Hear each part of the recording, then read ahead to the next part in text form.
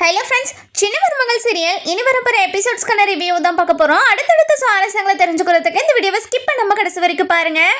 நம்ம ராஜாவும் ஜெயிலில் கஷ்டப்படுறத பார்த்தா சேது இதுக்கு எல்லாத்துக்கும் காரணம் தமிழ்ச்செல்வி தானே அப்படின்னு தமிழ்ச்செல்வியை கண்டபடி பேசி தமிழ்ச்செல்விக்கு கோபம் வர வச்சு தமிழ்ச்செல்வி இந்த வீட்டை எல்லாத்தையுமே ஒட்டுமொத்தமாக தலைமுழுங்கிட்டு வெளியே போயிடுறாங்க. போன உடனே ஜெனி வீட்டுக்கு தான் ஃபர்ஸ்ட் போகிறாங்க. ஜெனி கிட்ட போயிட்டு, இங்கே பாரு ஜெனி, லாஸ்ட்டாக எனக்கு கால் பண்ண, நீ என்ன பேசுறதுக்காக எனக்கு கால் பண்ண அப்படின்னு சொல்லி கேட்கவும், இங்கே பாரு தமிழ், உன்னை எனக்கும் சக்திக்கும் கல்யாணம் பண்ணி வைக்க சொன்னேன். நான் நீயே தானே உங்கள் அப்பாவை அனுப்பி வச்சேன், எங்கள் 2 பேருக்கும் கல்யாணம் பண்ணி வச்சுங்க. இப்போ பாரு, உன்னோட மாமனார் என்னோட சக்தியை உயிரோடைய வைக்கல, சாவடிச்சிட்டாங்க அப்படின்னு சொல்லவும், இங்கே பாரு ஜெனி, இதுக்கும் என்னோட மாமனாருக்கும் எந்த ஒரு சம்மந்தமும் இல்லை. நீ பொறுமையாக யோசி, அன்னைக்கு என்னென்ன நடந்துச்சுன்னு எல்லாமே சொல்லு, இந்த பிரச்சனைக்கு யார் காரணம்னு நான் உங்ககிட்ட சொல்கிறேன் அப்படின்னு சொல்கிறாங்க. இங்கே பாரு தமிழ், சக்தியும் நானும் பேசிக்கிட்டு இருந்தோம். சக்தி என்கிட்ட ஏதோ தப்பாக இருக்குன்னு சொல்லிக்கிட்டே இருந்தான். அந்த நேரம் பார்த்து ஒரு 4-5 பேர் ரூம்குள்ளே வந்தாங்க. வந்த உடனே சக்தியை பிடிச்சிக்கிட்டு அப்படியே ஒரு மாதிரி கையை பிடிச்சி இழுத்துக்கிட்டே இருந்தாங்க. அதுக்கப்புறம் என் அப்பா உங்கள் மாமனார் கூட பேசி, ஐயா ராஜாங்க ஐயா, நீங்கள் அனுப்பின ஆள் வந்துட்டாங்க, சரிங்க ஐயா அப்படின்னு சொல்லிட்டு கூட்டிகிட்டு போயிட்டே இருந்துட்டாங்க. அடுத்த நாள் இறந்துட்டதா சக்தி எல்லாருமே சொன்னாங்க தெரியுமா? அதை கேட்டதுலேருந்து இப்போ வரைக்கும் என்னால் நம்பவே முடியல தமிழ் அப்படின்னு பயங்கர அழுகையோடு சொல்லவும், இதை கேட்டு நம்ம தமிழ்ச்செல்வி இருந்துட்டு, இங்கே பாரு ஜெனி, இதில் பெரிய சூழ்ச்சி இருக்குது. இதுக்கு நான் தான் என்னோட அப்பாவை அனுப்பி உன்னையும் சக்தி அண்ணனையும் சேர்த்து வச்சுதான் எல்லாரும் சொல்லிக்கிட்டு இருக்காங்கல்ல, அது உண்மையே கிடையாது. நான் சத்தியமா அது பண்ணவே கிடையாது. நான் உன்கிட்ட ஃபோன் பண்ணி, அதாவது என் மாமனாரை உங்க அப்பா ரொம்ப அசிங்கப்படுத்துற மாதிரி பேசுறாரு, இதுக்கு மேல என்னால உனக்கு ஹெல்ப் பண்ண முடியாதுன்னு உன்கிட்ட சொன்னா இல்லையா? ஆனா என் மாமனாரை இதுல எப்படியாவது சிக்க வைக்கணும் அப்படின்றதுக்காக யாரும் இதை சதி பண்ணியிருக்காங்க. இதை புரிஞ்சுக்கிட்டு நீ எங்க மாமனார் மேல இருக்கிற கேஸை நீ வாபஸ் பண்ணு ஜெனி அப்படின்னு சொல்றாங்க. என்ன தமிழ் என்ன பேசுற நீ? சக்தி உயிரோடவே இல்லை. நான் உயிருக்கு உயிரா நேசித்த ஒருத்தன் என்னை விட்டு போயிட்டான், அது கூட உனக்கு கஷ்டம் கிடையாது. உன் மாமனார் ஜெயிலில் இருக்கிறதா உனக்கு கஷ்டமா இருக்குதா? இங்க பாரு ஜெனி, இதுக்கும் அதுக்கும் எந்த சம்மந்தமும் இல்லைன்னு சொல்லிக்கிட்டு இருக்கல, எதுக்காக இப்படி எல்லாம் பண்ணிக்கிட்டு இருக்க? சரி வா, இதுக்கு என்ன எல்லாத்தையும் ஆதாரத்தை திரட்டுவோம் அப்படின்னு சொல்லிட்டு எங்கெங்கேயோ அலையிறாங்க, என்னென்னமோ பேசிக்கிட்டு இருக்காங்க. அதுக்கப்புறம் லாஸ்டா ஜெனியோட அப்பா இருந்துட்டு ராஜாங்கத்தை ஒரு செங்கல் சூளையில வச்சு பார்க்க போறதா சொன்னாங்க இல்லையா? அங்க போயிட்டு ஏதாவது ஆதாரம் கிடைக்குதா அப்படின்னு சொல்லிட்டு போய் பாக்குறாங்க. பார்த்த உடனே அங்கே எதுவுமே எந்த ஆதாரமும் இருக்கிற மாதிரி தெரியல. சுற்றி வளைச்சு தேடிக்கிட்டே இருக்காங்க, எந்த ஆதாரமும் கிடைக்கிற மாதிரி தெரியல. அப்போ தான் பக்கத்தில் ஒரு கடையில் சிசிடிவி கேமரா இருக்கிறத பார்த்துட்டு ரொம்ப சந்தோஷமாக போய் அந்த சிசிடிவி கேமரா இருக்கிற கடையில் போயிட்டு, இங்கே பாருங்கண்ணே, இப்படி தான் ஒரு நடந்துச்சு, அதனால் எனக்கு இந்த சிசிடிவி கேமரா இந்த நேரத்துக்கு மட்டும் காட்டுறீங்களா ப்ளீஸ்ண்ணே அப்படின்னு சொல்லி கேட்கவும், சரிம்மா நீ இவ்வளோ கெஞ்சுறதுனால உனக்கு நான் இதை எடுத்து தரமா அப்படின்னு சொல்லிட்டு தமிழ்ச்செல்விக்காக அந்த சிசிடிவியில் என்னென்னலாம் ரெக்கார்ட் ஆயிருக்குன்னு பார்க்குறாங்க. பார்த்த உடனே தமிழ்ச்செல்விக்கு பயங்கரமாக ஷாக் ஆகிடுது. அதை ஒரு காப்பி எடுத்துகிட்டு போலீஸ் ஸ்டேஷனுக்கு போகிறாங்க. போன உடனே போலீஸ்கிட்ட போயிட்டு, இங்கே பாருங்கள் சார், இதுக்கும் என்னோட மாமனாருக்கும் எந்த சம்மந்தமும் இல்லை, இந்த கொலைக்கும் என் மாமனார் எதுவுமே பண்ண கிடையாது, முதல்ல என் மாமனாரை வெளியே விடுங்க சார் அப்படின்னு அந்த மொட்டை ராஜேந்திரன் கிட்ட கேட்கவும், அதுக்கப்புறம் இதை கேட்டு நம்ம போலீஸ் இருந்துட்டு ரொம்பவே கோவமா, இங்கே பாரு, என்ன நீ பாட்டுக்கு வந்த, இதுக்கும் இந்த கேஸுக்கும் அவருக்கும் எந்த சம்மந்தமும் இல்லைன்னு சொல்கிற, ஆதார் இருந்தாதான் எதுவுமே நம்புவோன்னு உங்களுக்கு தெரியாதா? இவர் மேல அந்த பொண்ணு கேஸ் கொடுத்துருக்கு, இவர் ஒத்துக்கிற வரைக்கும் கண்டிப்பா அவரை நாங்க துன்புறுத்திட்டே தான் இருப்போம் அப்படின்னு சொல்றாங்க. இங்க பாருங்க, நீங்க பண்றது மிகப்பெரிய தப்பு, அவரு தப்பே பண்ணல, தப்பு பண்ணாங்கன்னு தெரிஞ்சதுக்கு அப்புறம் நீங்க அடிக்கணும். இங்க பாருமா, ஒருத்தரோட உயிரே போயிருக்கு, அப்படி இருக்கும்போது இவர் எப்படி நான் பொறுமையா விசாரிக்க முடியும்? என்னால பொறுமையெல்லாம் விசாரிக்க முடியாது, விசாரிக்கிற விதத்துல விசாரிச்சாதான் உண்மையெல்லாம் வெளியே வரும் அப்படின்னு சொல்றாங்க. இங்க பாருங்க சார், நான் எல்லா ஆதாரத்தையும் கொண்டு வந்திருக்கேன், இங்க பாருங்க சார், இதுக்கும் என்னோட மாமாக்கும் எந்த சம்பந்தமும் இல்லை, இதை பார்த்துட்டு என் மாமாவை முதல்ல வெளியே விடுங்க அப்படின்னு சொல்லிட்டு சொல்றாங்க. அந்த ஆதாரத்தையும் கொடுத்துறாங்க. கொடுத்த உடனே போலீஸும், இங்கே பாருமா, இந்த ஆதாரத்தை நீ கொடுத்ததுனால மட்டும்தான் நான் இப்போ அவரை வெளியே விடுறேன், ஆனால் இவர் மேலே ஏதாவது சந்தேகம், இவர் தான் எல்லாத்தையும் ஆள் வச்சு பண்ணாரு அப்படின்னு ஏதாவது எனக்கு தெரிஞ்சிச்சுன்னா கண்டிப்பாக நான் இதில் பெரிய ஆக்ஷன் எடுக்க வேண்டியதாக இருக்கும். ஜென்மத்துக்கும் உன்னோட மாமனார் வெளியே வராத மாதிரி நான் பண்ணிடுவேன் சார், அதை நான் பார்த்துக்கிறேன் சார். கண்டிப்பாக இதுக்கும் என்னோட மாமனாருக்கும் எந்த சம்மந்தமும் இல்லைன்னு எனக்கு தெரியும், அதனால் நீங்கள் அவரை கண்டிப்பாக என்ன நம்பி வெளியே விடலாம் சார் அப்படின்னு சொல்கிறாங்க. அதுக்கப்புறம் ராஜாங்கத்தை வெளியே கொண்டு வராங்க. வெளியே கொண்டு வந்த உடனே ராஜாங்க இருக்கிற நிலைமையை பார்த்து தமிழ்ச்செல்வி இருந்துட்டு, இங்கே பாருங்க மாமா, இதுக்கும் எனக்கும் எந்த சம்மந்தமும் இல்லை மாமா. இது நீங்கள் இப்படி ஜெயிலில் கஷ்டப்படுறதுக்கு காரணமே நான் தான் அப்படின்னு உங்கள் மகன் வந்து என்கிட்ட ரொம்ப அதிகமாக பேசிட்டாங்க. இனிமேல் உங்கள் குடும்பத்துக்கும் எனக்கும் எந்த சம்மந்தமும் இல்லை, உங்களுக்கும் இந்த கேஸுக்கும் எந்த சம்மந்தமும் இல்லைன்னு ஆதாரத்தை எடுத்துகிட்டு வந்து போலீஸ்கிட்ட காட்டியிருக்கேன். அதனால தான் உங்களை வெளியே விட்டுருக்காங்க. இதுக்கு மேலே ஏதாவது பிரச்சனை வந்தால் கண்டிப்பாக நான் அதை பார்த்துப்பேன், நீங்கள் கவலைப்படாதீங்க மாமா அப்படின்னு சொல்கிறாங்க. இங்கே பாருமா தமிழ்ச்செல்வி, வாமா வீட்டுக்கு போகலாம் அப்படின்னு சொல்லி கூப்பிடவும் இதை கேட்ட உடனே நம்ம தமிழ்ச்செல்விக்கு பயங்கர கோபமாக வந்துடுது. இங்கே பாருங்க மாமா, இனிமே அந்த வீட்டுக்கும் எனக்கும் எந்த சம்மந்தமும் கிடையாது. எனக்கு புருஷன்ற உறவும் அது மாமியார் குடும்பன்ற உறவும் எதுவுமே எனக்கு தேவையில்லை. அது எல்லாத்தையும் நான் தலைமுழுங்கிட்டு வந்துட்டேன். இனிமே நான் உங்கள் குடும்பத்துக்கு வரவே மாட்டேன் அப்படின்னு சொல்லிட்டு கோவமா வீட்டுக்கு போகிறாங்க. அந்த நேரம் பார்த்து நம்ம சேது வராரு. வந்த உடனே அப்பா உங்களை வெளியே விட்டதான் கான்ஸ்டபிள் ஃபோன் பண்ணி எனக்கு சொன்னாருப்பா, அதனால தான் பதறி போய் ஓடி வரேன். இங்கே பாரியா சேது, தமிழ்ச்செல்வி கிட்ட ஏதாச்சும் நீ பேசினையா?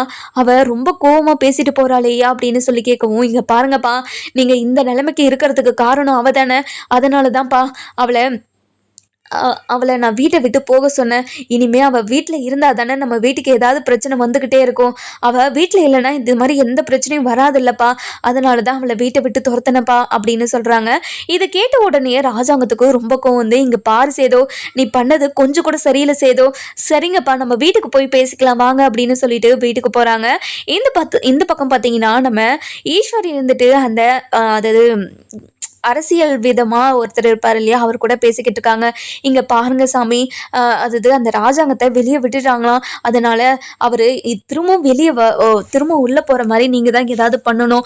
நீங்கள் கவலையே படாதீங்க, இப்போதைக்கு தான் அவர் வெளியே போயிருக்காத தவிர கண்டிப்பாக சீக்கிரமாக அவர் உள்ளே போகிற நேரம் வரும். நீங்கள் கவலைப்படாதீங்க, அதுக்கு எல்லாம் ஏற்படும், நான் பண்ணிட்டேன் அப்படின்னு சொல்கிறாங்க. இந்த பக்கம் பார்த்தீங்கன்னா நம்ம ஈஸ்வரி இருந்துட்டு வெளியே போய் பார்க்குறாங்க. பார்த்த உடனே ராஜாங்கம் அப்படியே நொண்டி வரதை பார்க்குறாங்க. பார்த்துட்டு பயங்கர சந்தோஷம். அதுக்கப்புறம் சித்ரா இருந்துட்டு, என்னம்மா இப்போ ரொம்ப அடிச்சிருப்பாங்க போலியே, அப்படியே நொண்டி நடந்து வந்துட்டு இருக்காரு பாருமா, இதெல்லாம் பார்த்தா எனக்கு ரொம்ப சந்தோஷமா இருக்குதுமா அப்படின்னு சொல்கிறாங்க. இதை கேட்ட உடனே நம்ம ஈஸ்வரி இருந்துட்டு ரொம்ப சந்தோஷமா, இங்கே பாருடி, இந்த நிலைமையில இவரை பார்க்கறதுக்கே ரொம்ப சந்தோஷமா இருக்குது. சரி அதாவது சந்தோஷத்தை வெளியே காட்டாமல் கொஞ்சம் சோகத்தை வெளியே காட்டினாதான் இவங்க எல்லாரும் நம்மளை நம்புவாங்க, அதனால அந்த சோகத்தை வெளியே கொண்டு வரணும் அப்படின்னு சோகமாக வச்சுக்கிறாங்க மூஞ்சு. இன்னொரு பக்கம் பார்த்தீங்கன்னா நம்ம அப்பத்தான் இருந்துட்டு நம்ம ராஜாங்கத்தை பார்த்துட்டு, ஐயா ராஜாங்கம், உனக்கே இந்த நிலைமை, நீ ஊருக்கே நல்லது பண்ணுறவனாச்சே, ஆனால் உனக்கு இப்படி ஒரு நிலைமை வரும்னு சத்தியமாக நான் எதிர்பார்க்கவே இல்லை ராஜாங்கம் அப்படின்னு சொல்லவும், இங்கே பாராத்தா, எனக்கே இந்த நிலைமை வரும்னு எனக்கு தெரியாது, வீட்டில் இவ்வளோ பெரிய பிரச்சனை நடந்திருக்கு, நீங்கள் சும்மாவாக இருந்தீங்க, எதுக்காக தமிழ்ச்செல்வியை வீட்டை விட்டு போக சொன்னீங்க, அதுக்காகவா நம்ம பாத யாத்திரை போய் அந்த பரிகாரத்தை முடிச்சுட்டு வந்தோம் அப்படின்னு சொல்லவும், இது கேட்ட உடனே நம்ம சேது இருந்துட்டு, இங்க பாருங்கப்பா, உங்களை இந்த நிலைமைக்கு ஆளாக்கணவ அவ இந்த வீட்டில் இருக்கவே கூடாதுப்பா, அவ இந்த வீட்டில் இருக்கிறதுக்கு தகுதியே இல்லாதவ, நீங்க அவளை பத்தி எல்லாம் யோசிக்காதீங்க. இங்க பாரியா சேதோ, அவ இதை பண்ணியிருக்க மாட்டான்னு எனக்கு தோணுது. ஏன்னா இதுல நிறைய அரசியல் விதமா என்னமோ பண்ணியிருக்காங்கன்னு மட்டும் எனக்கு நல்லாவே தெரியுது. இங்க பாரு சேதோ, நீ தமிழ்ச்செல்வியை நம்பியிருக்கணும், நீ நம்பாமல் அவளை அசிங்கப்படுத்தி அவமானப்படுத்தி அனுப்பி வச்சிருக்கே, உனக்கே நியாயமாப்பா, அவள் மாசமாக இருக்கா, அதையாவது மனசில் வச்சுக்கிட்டு நீ எதுவுமே பேசாமல் அமைதியாக இருந்திருக்கலாம்ல, எதுக்காக இப்படியெல்லாம் பண்ண அப்படின்னு சொல்லிட்டே கேட்கவும், இதை கேட்ட உடனே நம்ம ராஜாங்க இருந்துட்டு ரொம்ப கோவமாகவும் அதாவது சேதுக்கிட்ட சொல்லிக்கிட்டு இருக்காங்க. சேது, இங்கே பாருங்கப்பா, இனிமே அவளை பற்றி பேச நான் விரும்பலப்பா, இனிமே அவளை பற்றி என்கிட்ட பேசவே பேசாதீங்க அப்படின்னு சொல்லிடுறாங்க. இன்னொரு பக்கம் பார்த்தீங்கன்னா நம்ம தமிழ்ச்செல்வி இருந்துட்டு வீட்டுக்கு போகிறாங்க, அதாவது அம்மா வீட்டுக்கு போன உடனே வசந்தி இருந்துட்டு தமிழ்ச்செல்வியை பார்த்துட்டு பயங்கரமாக ஷாக் ஆயிடுறாங்க. என்னடி இந்த கோலத்தில் வந்திருக்க, என்னடி ஆச்சு உனக்கு அப்படின்னு சொல்லி கேட்கவும், இங்கே பாருங்கம்மா, நான் தான் உங்ககிட்ட சொன்னேன் இல்லை, அந்த வீட்டில் 6 மாதம் என்னை தலையில் தூக்கி வச்சு ஆடுவாங்க, அடுத்த 6 மாதத்துக்குள்ள என்னை அப்படியே தரையில் தூக்கி போட்டு மெதின்னு மெதிப்பாங்கன்னு உங்ககிட்ட சொன்னனா இல்லையாம்மா, இனிமே அந்த குடும்பத்துக்கும் எனக்கும் எந்த சம்மந்தமும் இல்லைன்னு சொல்லிட்டு வந்துட்டாமா, இனிமே அந்த வீட்டில் இருக்கிற யாராவது இந்த வீட்டு பக்கம் வந்தாங்க, அவங்களுக்கு நடக்கிறதே வேற, நீ கூடமா அவங்க கிட்ட நீ பேசவே கூடாது அப்படின்னு சொல்லிடுறாங்க. இதை கேட்ட உடனே நம்ம வசந்தி இருந்துட்டு, தமிழ் என்ன தமிழ் பேசுறேன், இங்க பாருங்கம்மா, அப்பாவுக்கு நான் ஃபோன் பண்ணி ஜெனியையும் சக்தி அண்ணனையும் சேர்த்து வைக்க சொல்லி நான் சொல்லவே கிடையாதுமா, இதில் ஏதோ பெரிய சதி நடந்திருக்கு, ஆனா இதை யார்கிட்ட சொன்னாலும் யாருமே நம்பவே மாட்டாங்கம்மா, நீங்களாவது நம்புங்கம்மா அப்படின்னு சொல்லிட்டு ரொம்ப அதாவது வருத்தத்தோடு பேசிக்கிட்டு இருக்கவும், இங்க பாரு இங்க இங்கே பாரு தமிழ், உன்னை நான் நம்புறேன், நீ கவலையப்படாத அப்படின்னு சொல்லிக்கிட்டு இருக்காங்க. அதுக்கப்புறம் நம்ம சாவித்திரி இருந்துட்டு ராஜாங்கத்துக்கிட்ட போயிட்டு, அண்ணன் உங்களுக்கு இப்படி ஒரு நிலைமையா, உங்களை நினச்சாவே எனக்கு ரொம்ப கஷ்டமாக இருக்குது, இங்கே பாருங்கண்ணே, கண்டிப்பாக உங்களுக்கு அமைச்சர் பதவி திரும்ப கிடைக்கும், உங்கள் மேலே எந்த ஒரு தப்பும் இல்லைன்னு கண்டிப்பாக இந்த மக்கள் எல்லாருமே புரிஞ்சுக்கிட்டு உங்களுக்கு அந்த அமைச்சர் பதவியை திரும்ப கொடுப்பாங்க, நீங்கள் கவலையப்படாதீங்க அப்படின்னு சொல்லவும், இதெல்லாம் கேட்டுக்கிட்டு ராஜாங்கம் ரொம்பவே அசிங்கப்பட்டோம், அவமானப்பட்டோம், ரொம்பவே தலைகுனிஞ்சும் இருக்காரு.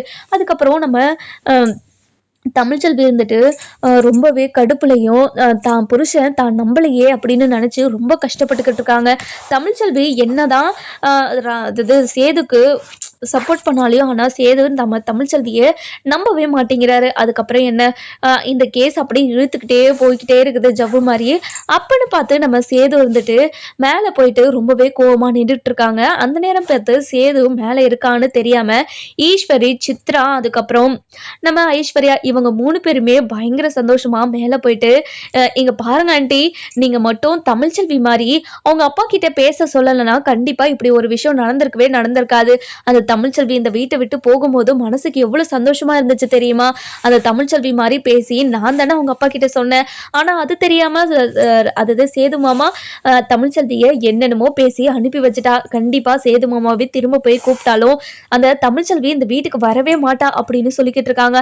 இதெல்லாம் கேட்ட சேதுக்கு பயங்கரமா ஷாக் ஆயிடுது. அதுக்கப்புறம் கோவத்துல நம்ம ஐஸ்வர்யா கிட்ட வந்து, என்ன ஐஸ்வர்யா சொல்ற, நீ தான் தமிழ்ச்செல்வி மாதிரி அவங்க அப்பா கிட்ட பேசினியா, எதுக்காக இப்படி எல்லாம் பேசின மாமா, அது வந்து மாமா இல்ல மாமா, நான் எதுவும் பண்ணல மாமா, நீங்க தப்பா காதல வாங்கியிருக்கீங்க, அந்த தமிழ்ச்செல்வி இப்படி எல்லாம் பண்ணிட்டாலேன்னு நினைச்சு நாங்க வருத்தப்பட்டுக்கிட்டு இருந்தோம், இல்ல நீ பேசினது எல்லாத்தையும் கேட்டேன், நீ தான் தமிழ்ச்செல்வி மாதிரி அதாவது அவங்க அப்பா கிட்ட பேசி நீ ஏதோ சொல்லியிருக்க, எனக்கு நல்லாவே தெரிஞ்சிருச்சு, தமிழ்ச்செல்வி மேல எந்த ஒரு தப்புமே இல்லைன்னு எனக்கு இப்போ புரிஞ்சிருச்சு, ஐயோ கடவுளே, நான் பெரிய தப்பு பண்ணிட்டேனே, அவளை வீட்டை விட்டு அனுப்புனது ரொம்ப பெரிய தப்பு பண்ணிட்டேனே கடவுளே, இப்போ நான் என்ன பண்ணுவேன், அவளை திரும்ப போய் கூப்பிட்டாலும் அவ என்னை நம்ப மாட்டாளே கடவுளே, என்னை எதுக்காக இப்படியெல்லாம் சோதிக்கிற அப்படின்னு சொல்லிட்டு பயங்கரமா அழுக ஆரம்பிச்சுறாங்க. அந்த நேரம் பார்த்து நம்ம வீட்டில் இருக்கிறவங்க எல்லாருமே, அதாவது அப்பத்தா, சாவித்ரி, தாமரை, அதுக்கப்புறம் நம்ம மோகனா, ராஜாங்கன்னு சொல்லிட்டு எல்லாருமே மேலே போகிறாங்க. பதறி போய், சேதோ என்ன சேதோ ஆச்சு, எதுக்காக அழுதுகிட்டு இருக்க, இங்கே பாரு சேதோ, என்னவா இருந்தாலும் சொல்லு சேதோ, இங்கே பாருங்கப்பா, இதுக்கும் தமிழ்ச்செல்விக்கும் எந்த சம்மந்தமும் இல்லைப்பா, இந்த இந்த இந்த இங்க நிக்கிறா பாரு இந்த ஐஸ்வர்யா தான் தமிழ்ச்செல்வி மாதிரி மிமிக்ரி பண்ணி அவங்க அப்பா கிட்ட பேசியிருக்கா, அதனாலதான் அவங்க அப்பாவும் நீங்க சொன்னதா நினைச்சு போய் இது எல்லாத்தையுமே பண்ணியிருக்காரு, இது எல்லாத்துக்கும் முற்றுப்புள்ளி இவங்க தான்ப்பா, இது தெரியாம நான் தமிழ்ச்செல்வியை கண்டபடி பேசி அவளை வீட்டை விட்டு துரத்துக்கேனாப்பா, இப்போ என்னப்பா பண்றது, இங்க பாரு சேதோ, அதுக்காக தான் ஆத்தா உங்ககிட்ட எத்தனை முறை சொல்லிச்சு பொறுமையை கையாளணும்னு, அந்த பொறுமையை நீ கைவிட்டுட்டே, இப்போ தமிழ்ச்செல்வி எப்படி மனசு மாறுவா, முன்ன ஒரு முறையே உனக்கு வாய்ப்பு கொடுக்க சொல்லி அவகிட்ட எவ்வளோ கெஞ்சி போய் நின்ற, ஆனா திரும்பவும் இந்த வீட்டுக்கு அவ வருவாளா, நம்ம வீட்டு வாரிசு அவ வயிற்றுல சுமந்துக்கிட்டு இருக்கா, அது உன்னோட மனசுல இருக்குதா இல்லையா, அது உன்னோட மனசுல இருந்திருந்தா நீ இது எல்லாத்தையும் பண்ணியிருப்பியா, எதுவுமே பண்ணியிருக்க மாட்டா தானே, எதுக்காக இப்படியெல்லாம் பண்ண, நீ இப்படியெல்லாம் பண்ணது மிகப்பெரிய தப்பு, ஏன்டா இப்படியெல்லாம் பண்ண அப்படின்னு சொல்லிட்டு பயங்கரமா எழுதுகிட்டே பேசிக்கிட்டு இருக்காங்க. அதுக்கப்புறம் என்ன, போலீஸ் ஸ்டேஷன்லயும் ஜெனியோட அப்பா தான் இது எல்லாத்தையுமே பண்ணது அப்படின்னு சொல்லிட்டு தீவிரமா விசாரிச்சு முடிவுக்கு வந்துடுது. அதுக்கப்புறம் நம்ம ஜெனியோட அப்பாக்கு தூக்கு தண்டனை அறிவிச்சிடறாங்க. இதெல்லாம் பார்த்த ஜெனி இருந்துட்டு ரொம்பவே கோவமா அவங்க அப்பா கிட்ட போயிட்டு, இங்க பாருங்கப்பா, எனக்கு சக்தியை எப்படி துடிக்க துடிக்க கொண்டீங்களோ அதே மாதிரி நீங்களும் துடிக்க துடிக்க சாகணும்பா, அதை கண்ணால நான் பார்க்கணும், இங்க பாருங்க சார், இவரை தூக்குல போடும் போது நான் கண்ணு முன்னாடி நிக்கணும், இவரை கண்ணை மூடிக்காம அப்படியே தூக்கலெல்லாம் போட்டுறாதீங்க, கண்ணை மூடக்கூடாது, இவரு மூடாமையே தூக்குல தொங்கணும், அதை நான் பார்க்கணும், இவரு அவ்வளோ கஷ்டப்படுறத நான் பார்க்கணும் அப்படின்னு சொல்லிட்டு பயங்கர ரொம்ப ரொம்ப கோவத்துல பேசிக்கிட்டு இருக்காங்க. இதை கேட்டு நம்ம ஜெனியோட அம்மா இருந்துட்டு, இங்க பாரு ஜெனி, அப்பாடி உனக்கு, இங்க பாருங்கம்மா, என் புருஷனை எல்லாரும் சேர்ந்து கொண்டீங்கல்ல, அப்ப தெரியலையா என் புருஷன் எவ்வளவு நல்லவருன்னு உங்களுக்கெல்லாம் தெரியுமா? எந்த ஒரு பாவமும் அறியாதவங்கள நீங்க எல்லாரும் சேர்ந்து என்னோட புருஷனை சாவடிச்சிங்களே, என் புருஷனுக்கும் அப்படிதானே வலிச்சிருக்கும். இப்போ உன் புருஷனை சாவடிக்கிறது தூக்கு தண்டனை கொடுத்துருக்காங்கன்னா உங்களுக்கு அவ்வளோ வருத்தமா இருக்கா? என்னோட கஷ்டத்தை நீங்களும் அனுபவிங்க அப்படின்னு சொல்லிட்டு ரொம்ப கோவமா சொல்றாங்க. அதுக்கப்புறம் நம்ம ஜெனியோட அப்பாவை தூக்கு தண்டனை கொடுக்கறதுக்காக அதாவது கூட்டிகிட்டு போயிட்டுருக்காங்க. அதுக்கப்புறம் ஜென்னியோட அப்பா இருந்துட்டு, இங்கே பாரு ஜென்னி, நான் ரொம்ப பெரிய தப்பு பண்ணிட்டேன், என்னை மன்னிச்சிருமா. உன்னோட வாழ்க்கை சந்தோஷமாக இருந்திருக்கும் அவன் கூடயாது, ஆனால் உன்னோட வாழ்க்கையும் அழிச்சு, இப்போது உங்கள் அம்மாவோட வாழ்க்கையும் அழிச்சு, இப்போ பாரு நான் உயிரோடு இல்லாமல் போக போகிறேன். நீங்கள் 2 பேரும் நான் இல்லாமல் எப்படி இருக்க போகிறீங்களோன்னு நினச்சாவே எனக்கு ரொம்ப பயமாக இருக்குது ஜெனி அப்படின்னு சொல்லவும், இங்கே பாருங்கள், நீங்கள் மட்டும் கொஞ்சம் பொறுமையாக இருந்தீங்கன்னா என்னோட சக்தி கூட நான் சந்தோஷமாக வாழ்ந்திருப்பேன். ஆனால் நீங்கள் என் சக்தி கிட்ட இருந்து என்னை பிரிச்சுட்டீங்களே, சத்தியமாக உங்களை எந்த காலத்துக்கும் நான் மன்னிக்கவே மாட்டேன். நீங்கள் உங்களுக்கு தூக்கு தண்டனை வர்றது கரெக்டான தீர்ப்பு தான் அப்படின்னு சொல்லிட்டு தூக்கு தண்டனையை கொடுத்துடுறாங்க. நம்ம அது ஜெனியோட அப்பா அப்படியே துடிச்சு சாகிறத ஜெனி அப்படியே பார்த்து ரசிச்சுக்கிட்டு இருக்காங்க. இன்னொரு பக்கம் பார்த்தீங்கன்னா நம்ம ராஜாங்கம் இருந்துட்டு, ராஜாங்கத்துக்கு மேலே எந்த ஒரு தப்புமே இல்லைன்னு மக்களுக்கு எல்லாருக்குமே தெரிஞ்ச உடனே ராஜாங்கத்துக்கு மேலே நாங்கள் தப்பான ஒரு அபிப்பிராயத்தை ஏற்படுத்திட்டோம், எங்களை மன்னிச்சிருங்க அப்படின்னு சொல்லிட்டு நம்ம ராஜாங்கத்துக்கிட்ட மன்னிப்பு கேட்டு ராஜாங்கத்துக்கு திரும்பவும் அந்த எலெக்ஷன்ல நிக்கிறதுக்காக திரும்ப ஒரு பொறுப்பு கொடுத்துட்றாங்க. கொடுத்த உடனே ஈஸ்வரிக்கு ரொம்பவே தாங்க முடியல. இது எல்லாத்தையும் பண்ணது ஈஸ்வரி தான் தெரிஞ்ச ராஜாங்கம் ரொம்பவே கோவமா ஈஸ்வரியை கழுத்தை பிடிச்சி, இங்க பாரு ஈஸ்வரி, இந்த குடும்பத்துக்கு எவ்வளோ பெரிய துரோகத்தை பண்ணியிருக்க நீ. உங்களுக்கு தேவையான எல்லாத்தையும் இந்த குடும்பத்தில் இருக்கிறவங்க தானே பண்ணியிருக்காங்க. இப்படி ஒரு துரோகத்தை உன்னால எப்படி பண்ண முடிஞ்சு? அதுவும் என்ன அசிங்கப்படுத்தினது இல்லாம இந்த வீட்டு மருமகளையும் வீட்டை விட்டு துரத்திட்டல. உன்னை நான் சும்மா விட மாட்டேன். நீ யாருமே இல்லாத அனாதையா ரோட்ல சுத்தணும், நீ வீட்டை விட்டு போ அப்படின்னு சொல்லிடுறாங்க. இதை கேட்டு நம்ம ஈஸ்வரி இருந்துட்டு, இங்க பாருங்க மாமா, நீங்க போக சொன்னா நான் எங்கன்னு போவேன்? எனக்குன்னு யார் இருக்கா சொல்லுங்க? என் பெத்தவங்க கூட என் கூட இல்லை. அப்படி இருக்கும்போது என்னை எங்க போக சொல்றீங்க? என்னால எங்கேயும் போக முடியாது, நான் இங்கே தான் இருப்பேன். இங்க பாரு சேதோ, இந்த ஈஸ்வரி இந்த வீட்டுல இருக்கவே கூடாது, இவளை முதல்ல இந்த வீட்டை விட்டு துரத்து அப்படின்னு சொல்லிடுறாங்க. இதை கேட்ட உடனே நம்ம ஈஸ்வரி இருந்துட்டு ரொம்பவே கோவமா, இங்க பாருங்க, இனி நீங்க மட்டும் என்னை வீட்டை விட்டு துரத்துட்டீங்க, கண்டிப்பா உங்க குடும்பத்தை நான் நிம்மதியாவே இருக்க விட மாட்டேன். உங்க நிம்மதியை எல்லாத்தையும் நான் கெடுத்துருவேன். நீங்க மட்டும் என்ன வீட்டை விட்டு துரத்துட்டீங்களா, உங்க நிலைமையே வேற மாதிரி ஆயிடும் அப்படின்னு சொல்றாங்க. என்ன மிரட்டிக்கிட்டு இருக்கியா? உன்னோட மிரட்டல உருட்டலுக்கெல்லாம் பயந்துக்கிட்டு நான் இருக்கிற ஆள் கிடையாதுன்னு உனக்கே தெரியும்ல. இங்க பாரு சேதோ, இவளை கழுத்தை பிடிச்சிட்டு போய் வெளியே தள்ளு சேதோ அப்படின்னு சொல்றாங்க. அந்த நேரம் பார்த்து நம்ம ஈஸ்வரி வராங்க. ஈஸ்வரி வந்த உடனே ரொம்பவே கோவமா அப்படியே என்ன பண்ணுறது ரொம்ப கோபமாக வராங்க. வந்த உடனேயே இங்கே பாருங்க, என்னால் இந்த வீட்டை விட்டு போக முடியாது அப்படின்னு சொல்கிறாங்க. அதுக்கப்புறம் நம்ம அப்பதான் இருந்துட்டு சேதுக்கிட்டே, இங்கே பாரியா சேது, நீ கொஞ்சம் பொறுமையாக இரு, பொறுமையாக கையாளணும்னு எத்தனை முறை உங்ககிட்ட சொன்னேன், ஆனால் எதுவுமே நீ காதில் வாங்கிக்காம இப்படி ஒரு விஷயத்த நீ பண்ணிக்கிட்டு இருக்கே, எதுக்காக இப்படி ஒரு விஷயத்த பண்ணிக்கிட்டு இருக்க அப்படின்னு சொல்லி கேட்கவும், அதுக்கப்புறம் சேது இருந்துட்டு, இங்கே பாருங்க அப்பதா, நான் பண்ணது எல்லாமே மிகப்பெரிய தப்பு தான். தமிழ்செல்வி மேலே நம்பிக்கை வைக்காம இப்படி ஒரு தப்பை நான் பண்ணிட்டேன். இனிமே அவளோட மனசை நான் எப்படி மாத்துறதுன்னு எனக்கு தெரியல அப்படின்னு ரொம்பவே வருத்தப்பட்டுக்கிட்டு இருக்காங்க. இன்னொரு பக்கம் பார்த்தீங்கன்னா நம்ம தமிழ்செல்வி இருந்துட்டு காலேஜுக்கு கிளம்பிட்டு போய்கிட்டு இருக்காங்க. அந்த நேரம் பார்த்து நம்ம தமிழ்செல்விக்கு வயிறு வலி வந்துடுது. வந்த உடனே ஐயோ அம்மா அப்படின்னு சொல்லி கத்துறாங்க. அதுக்கப்புறம் வசந்தி ஓடி வந்து தமிழ்செல்வி கிட்ட பாக்குறாங்க. தமிழ், என்னாச்சு தமிழ் அப்படின்னு சொல்லி கேட்டுக்கவும், மா எனக்கு வயிறு ரொம்ப வலிக்குதுமா, அடிவயிறு வலிக்குதுமா, என்ன ஹாஸ்பிட்டலுக்கு கூட்டிட்டு போமா, என்னால தாங்க முடியலமா, மா காப்பாத்துமா என்ன அப்படின்னு சொல்லிட்டு பயங்கரமா எழுதுக்கிட்டே இருக்காங்க. அதுக்கப்புறம் செல்லப்பாண்டி ஓடி வந்து வசந்தி, என்னாச்சு வசந்தி அப்படின்னு சொல்லி கேட்கவும், இங்க பாருங்க நம்ம பொண்ணு எந்த நிலைமையில இருக்கான்னு பாருங்க, அவளுக்கு வயிறு வலி பிடிச்சிருச்சு, அவளுக்கு குழந்தை பிறக்கிற வழியா என்னன்னு தெரியல, நீங்க போய் ஆட்டோவை கூட்டிட்டு வாங்க, நம்ம முதல்ல ஹாஸ்பிட்டலுக்கு போகலாம் அப்படின்னு சொல்லிட்டு ஹாஸ்பிட்டலுக்காக ஆட்டோவை கூட்டிட்டு வர்றதுக்கு நம்ம யாரு நம்ம செல்லப்பாண்டி போறாரு. இன்னொரு பக்கம் பார்த்தீங்கன்னா நம்ம ஈஸ்வரிய கழுத்தை பிடிச்சி வெளியே தள்ளி விடுறாங்க. இங்க பாரு, இனிமே இந்த வீட்டு வாசப்படியை கூட நீ மிதிக்கவே கூடாது. அது மட்டும் இல்லை, இந்த வீட்டு கேட்டை கூட நீ தாண்டக்கூடாது. முதல்ல வெளியே போ. இனிமே ஒரு வேளை சோத்துக்கு எவ்வளோ கஷ்டமா இருக்குதுன்னு நீ வெளியே போய் பார்த்தா தான் தெரியும். இங்க சொகுசா சாப்பிட்டு போய் நேரத்துக்கு தூங்கி இப்படி சொகுசா இருந்ததுனால தான் உங்களுக்கு கஷ்ட வருத்தம் தெரியல.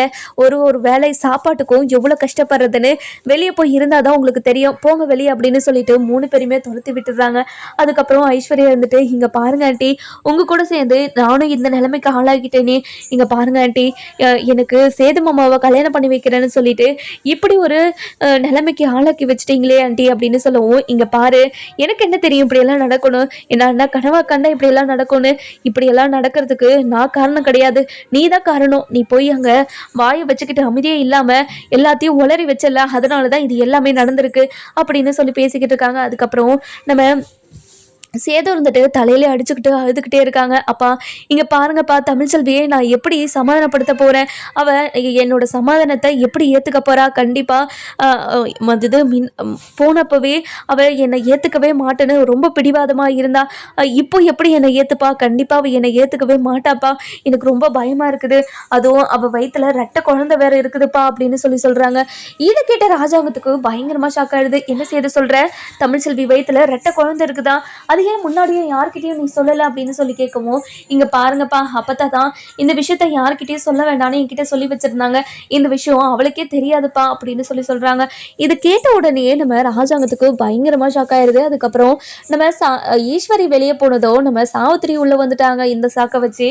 அதுக்கப்புறம் நம்ம சாவித்திரி வந்துட்டு, இங்க பாருங்கண்ணே, இந்த வீட்டுல எந்த ஒரு பிரச்சனையுமே வராதபடி நான் பாத்துக்கிறேன், நீங்க கவலையே படாதீங்க அப்படின்னு சொல்றாங்க. இன்னொரு பக்கம் பாத்தீங்கன்னா நம்ம தமிழ்ச்செல்வியை ஹாஸ்பிட்டலில் சேர்த்திக்கிறாங்க. அதுக்கப்புறம் நம்ம தமிழ்ச்செல்விக்கு ஸ்கேன் பண்ணும்போது, என்னம்மா உங்கள் பொண்ணுக்கு ட்வின்ஸா, இப்போது ரெட்டை குழந்தை இருக்குதுமா அப்படின்னு சொல்லவும், ஆமாங்க டாக்டரு, என் பொண்ணுக்கு ரெட்டை குழந்தை தான் டாக்டரு, எப்படியாவது என் பொண்ணை காப்பாற்றுங்க டாக்டரு அப்படின்னு சொல்லிட்டு நம்ம வசந்தி ரொம்பவே அழுதுகிட்டே சொல்லவும், இதை கேட்டு நம்ம டாக்டர் இருந்துட்டு, இங்கே பாருங்கம்மா, உங்கள் பொண்ணுக்கு டெலிவரி பெயின் தான் வந்திருக்குமா, இன்னும் கொஞ்ச நேரத்தில் உங்கள் பொண்ணுக்கு குழந்தை பிறந்துடும் அப்படின்னு சொல்லிக்கிட்டு இருக்காங்க. இன்னொரு பக்கம் பார்த்தீங்கன்னா, நான் தமிழ் கூட எப்படி செய்யறதுன்னு தெரியாம சேது அப்படியே முடிச்சுக்கிட்டு இருக்கவும், அதுக்கப்புறம் நம்ம வசந்திக்கு கால் பண்றாங்க. வசந்திக்கு கால் பண்ண உடனே நம்ம வசந்தியும் ரொம்ப கோவமா போனை எடுத்து, இங்க பாருங்க, எதுக்காக எங்களுக்கு ஃபோன் பண்றீங்க, இப்போ நீங்க யாரு எங்க கூட பேசுறதுக்கு, இங்க பாருங்க அத்தை, நான் பண்ணது எல்லாமே மிகப்பெரிய தப்புன்னு எனக்கு இப்போ புரிஞ்சிருச்சு. தமிழ்ச்செல்வி மேல எந்த ஒரு தப்பும் இல்லைன்னு எனக்கு நல்லாவே இப்போ புரிஞ்சிருச்சு. இனிமே நான் எந்த ஒரு சூழ்நிலையிலையும் தமிழ்ச்செல்வியை நான் கைவிடவே மாட்டேன். அத்தை ப்ளீஸ் அத்தை, தமிழ்ச்செல்வி கிட்ட நான் பேசணும், அவகிட்ட கொஞ்சம் ஃபோனை கொடுக்குறீங்களா அப்படின்னு சொல்லி கேட்கவும், இங்கே பாருங்க, என் பொண்ணு நீங்கள் கஷ்டப்படுத்தினதெல்லாம் பத்தாதா, இனிமே என்ன கஷ்டப்படுத்துறதுக்கு நீங்கள் காத்துக்கிட்டு இருக்கீங்க. இனிமே என் பொண்ணு வாழலாம் கூட பரவாயில்ல, எங்கள் வீட்லேயே இருக்கட்டும், அவள் இங்கே இருந்தாவது கொஞ்சம் நிம்மதியாக இருப்பா. ஆமாம், 6 மாதத்துக்கு ஒரு முறை அவன் மேலே ஏதாவது ஒரு பொழியை போட்டு அவளை கழுத்தை பிடிச்சி வெளியே தள்ளுவீங்க, அதையே நான் பார்த்துக்கிட்டு அமைதியாக இருக்கணும். நீங்கள் பணக்காரங்கன்னா நீங்கள் என்ன பண்ணாலும் நாங்கள் அமைதியாகவே இருக்கணுமா? என்ன நினச்சிக்கிட்டு இருக்கீங்க நீங்களாம்? என் பொண்ணு எவ்வளோ நல்ல பொண்ணுன்னு எனக்கு தெரியும். அவ மேலே எந்த ஒரு தப்பும் இல்லைன்னு இப்போ புரிஞ்சிருச்சுல்ல, எங்களுக்கு அது மட்டுமே போதும். இனிமே எந்த ஒரு சூழ்நிலையும் என் பொண்ணு உங்கள் வீட்டுக்கு வரவே மாட்டா. அப்படியே வந்தாலும் இன்னும் ஒரு 6 மாதம் நல்லா இருப்பீங்க. 6 மாதம் கழிச்சு என் பொண்ணை வீட்டை விட்டு துரத்துடுவீங்க. அதுக்கு எதுக்கு என் பொண்ணு அங்கே வரணும்? என் பொண்ணு அங்கே வரவே தேவையில்ல. வாழ வெட்டியா இங்கே கூட இருந்து அவன் நிம்மதியாக இருப்பா. நீங்கள் இந்த மாதிரி பண்ணிக்கிட்டே இருப்பீங்க, அதை பார்த்துக்கிட்டு நாங்கள் அமைதியாக இருக்கணும், அப்படி தானே அப்படின்னு சொல்லவும், இதை கேட்ட உடனே நம்ம சேது இருந்துட்டு, இங்க பாருங்க, தமிழ்ச்செல்விக்கு குழந்தை பிறக்கிறதுக்காக நாங்க ஹாஸ்பிட்டல் வந்திருக்கோம். நீங்க ஹாஸ்பிட்டல் பக்கம் மட்டும் வந்துடாதீங்க. தமிழ்ச்செல்வி மட்டும் உங்களை பார்த்தானா கண்டிப்பா அவளுக்கு ஏதாவது ஆயிடும். நீங்க வந்துடாதீங்க. என்ன சொன்னீங்க அத்தை? நீ தமிழ்ச்செல்விக்கு குழந்தை பிறக்கிறதுக்காக ஹாஸ்பிட்டல் சேர்த்திருக்கீங்களா அத்தை? உண்மையா அத்தை? இங்க பாருங்க, நீங்கள் வந்துடாதீங்கன்னு தான் சொன்னேன். உங்களை வெத்தலை பார்க்க வச்சு அழைக்கல. நீங்கள் அந்த பக்கம் வந்துட்டீங்க, அவ்வளோதான் உங்களுக்கு மரியாதை அப்படின்னு சொல்லிட்டு ஃபோனை கட் பண்ணிடுறாங்க. என்ன வசந்தி, மாப்பிள்ளை கிட்ட இப்படியெல்லாம் பேசுகிற? இங்கே பாருங்கள், அவர் தமிழ்ச்செல்வியை புரிஞ்சுக்காம என்னென்னலாம் பேசி அனுப்பியிருக்காருன்னு உங்களுக்கு தெரியுமா? நீங்கள் கொஞ்ச நேரம் அமைதியாக இருங்க. நம்ம பொண்ணு இங்கே இருந்தால் கூட சந்தோஷமாக இருப்பான். அந்த வீட்டில் இருந்து எவ்வளோ கஷ்டப்பட்டுக்கிட்டு இருக்கான்னு நம்மளுக்கு தான் தெரியும். இனிமேல் அங்கே அனுப்பவே கூடாதுங்க. இனிமே அவள் அந்த வீட்டுக்கு போகவே கூடாது. குழந்தைங்களும் சரி, தமிழ்ச்செல்வியும் இருந்தாலும் சரி நம்மளே பார்த்துக்கலாம், நீங்கள் கவலையே படாதீங்க அப்படின்னு சொல்கிறாங்க. அதுக்கப்புறம் இந்த பக்கம் பார்த்தீங்கன்னா நம்ம தமிழ்ச்செல்வி பயங்கரமாக கத்தி அழுதுகிட்டே இருக்காங்க. அம்மா இங்கே பாருங்கம்மா, நம்ம எனக்கு குழந்தை பிறந்து அந்த குழந்தைய யாராச்சும் பார்க்க வந்தாங்க, அவங்கள குழந்தையெல்லாம் பார்க்க விடாதம்மா, அவங்க வந்து நம்ம குழந்தைய பார்க்கவே கூடாது, நீ அப்படியே வாசல்லையே அனுப்பி விட்டுருமா அப்படின்னு சொல்லிடுறாங்க. இங்கே பாரு தமிழ், இனிமே உன்னை யாருக்கிட்டேயும் நான் விட்டு கொடுக்கவே மாட்டேன் தமிழ், நீ சொன்னது எல்லாமே எனக்கு நல்லாவே புரிஞ்சிருச்சு, இனிமே யாருக்காகவும் உன்னை விட்டு கொடுக்க மாட்டேன், கண்டிப்பாக அவங்கள நான் உள்ளே சேர்த்தவே மாட்டேன், நீ கவலையப்படாத அப்படின்னு சொல்கிறாங்க. நம்ம தமிழ்ச்செல்வியை பயங்கரமாக கத்தவும் டாக்டர் இருந்துட்டுமா நீ கொஞ்ச நேரம் வெளியே போகுமா அப்படின்னு சொல்லிட்டு அனுப்பி வச்சுறாங்க. அதுக்கப்புறம் கொஞ்ச நேரம் கழிச்சு நம்ம தமிழ்ச்செல்விக்கு குழந்தையும் பிறந்துருது. குழந்தை பிறந்த உடனேயே ரொம்பவே சந்தோஷப்படுறாங்க நம்ம வசந்தியோ செல்லப்பாண்டியோ. அதுக்கப்புறம் என்ன, உள்ளே போயிட்டு குழந்தைய பார்க்கவும் 2 குழந்தையுமே பெண் குழந்தை.